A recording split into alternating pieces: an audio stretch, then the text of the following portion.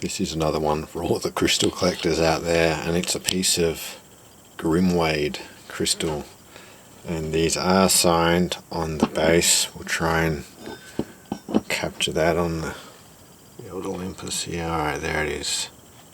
Grimwade, one word. I'm not sure if there's any relation to the Royal Winton Grimwade China that you will see if you're into the antiques, but you can see there's a bit of wear here, and I think that's what they call the gadget mark, if I can get the focus.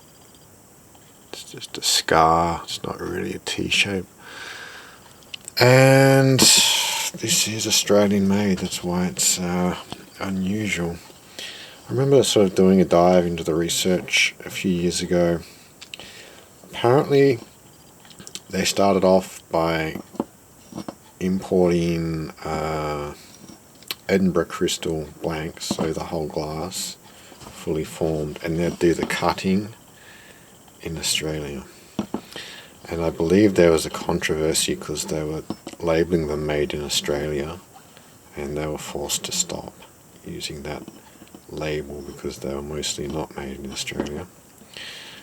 There's also a bit of discontent because one of the managers or someone in the UK who was sort of involved with the company, I'm not sure who it was, could have been in Australia, but they inspected the pieces and they were very unhappy with the quality of the cutting. They said it was too rounded over, which means they probably overdid the acid dipping.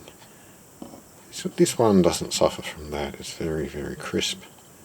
I think it's coming through in the video quite well. It's a full-size glass, wine glass I suppose, very short stem, a little bit of an odd form. It weighs 262 grams, it's fairly heavy. Half wonder if it's maybe 36% lead oxide, but not really sure. And I'd have to double check the history of when this company stopped. I think they're basically 1930s pieces, and it's kind of, you probably can't see it, that's consistent with the light, but noticeable wear. Nice flat foot to it, sort of bulbous stem, classic diamond cut sides, and it does actually remind me of some Edinburgh crystal pieces. I could have the company wrong, but I think it was Edinburgh. Grimwade, it's actually very uncommon. I've only owned 3 or so pieces, maybe 4 over the years. I've seen a few in boxes of stuff at auction which I didn't buy.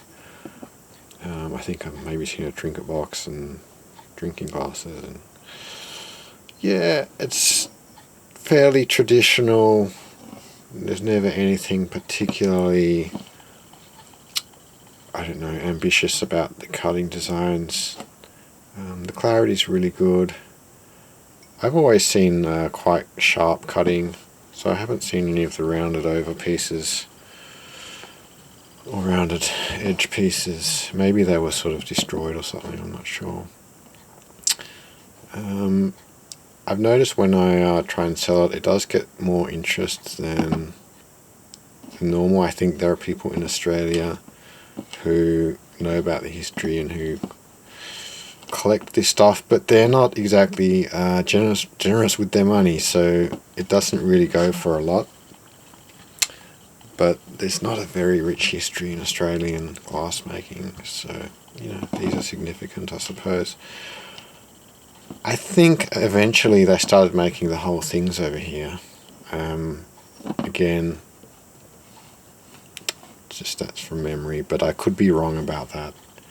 I could be wrong. I just seem to recall that the reference to the foreign import of the blanks was just during the initial stage of the company. So there you have it, Edinburgh, Crystal, come Grimwade.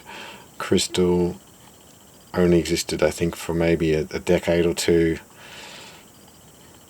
around the 30s, might have gone up to the 50s, I'm not sure, but yeah, if you're in Australia, keep an eye out for it. just as a bit of a curiosity. I'll leave it there. Thank you for watching.